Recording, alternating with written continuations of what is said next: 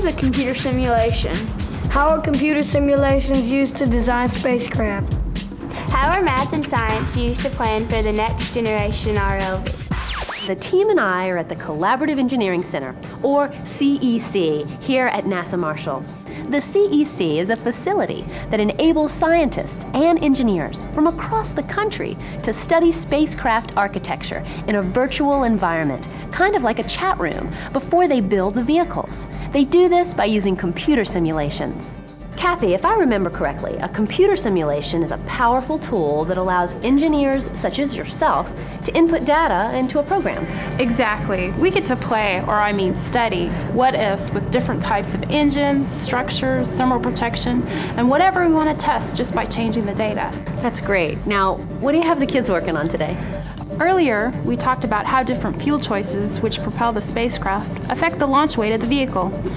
By using computer simulations, we can get a real-time idea of how these choices affect the whole architecture.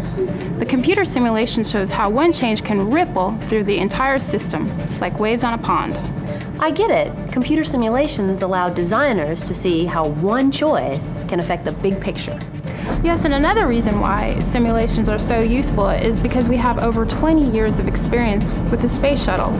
I see. So by looking at similar numbers and costs from the shuttle program, you have a starting off point to begin testing new ideas. Well, yes, sometimes, of course, we have to use, engineers have to use their estimating skills to come up with a starting point for their calculations. Oh, well, can you give me an example? Sure. Suppose you are looking at TPS, thermal protection systems. Let's say that a low-maintenance TPS system weighs 3,000 kilograms, and the total weight of the vehicle is 75,000 kilograms. How would you estimate the thermal protection system weight to the vehicle weight ratio? Okay, let's see. 3,000 kilograms TPS weight to 75,000 kilograms of vehicle weight. If I simplify and reduce, it's about 1 to 25. Exactly. We might find that one system is heavier, but the reduced maintenance costs might still make it a good idea. Of course, eventually you have to build and test systems and hardware, but think of the time and money you save testing with the simulations first. And it allows more creativity. Absolutely. See how they're trying different thermal protection systems? Look what it does to the vehicle weight and structure too. What did we do before we had all this technology? Well, for one thing, we did calculations by hand. We also built and tested a whole lot more hardware.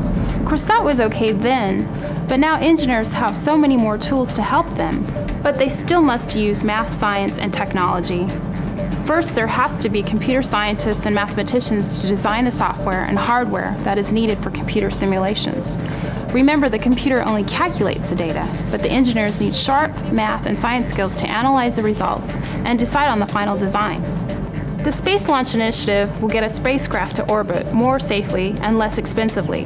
That's going to take a team effort, and it's not too early for your next generation explorers to start getting ready. Doing well in school is the most important step. I couldn't agree with you more. Thank you so much, Kathy, for sharing all the information you did with us. We really appreciate it. The kids had a great time, and I'm sure I'm going to have a really hard time pulling them away from here. Oh, well, thanks for coming. You're welcome. Hey, while we're here, let's do our last cue card review. What is a computer simulation? How are computer simulations used to design spacecraft? How are math and science used to plan for the next generation RLV?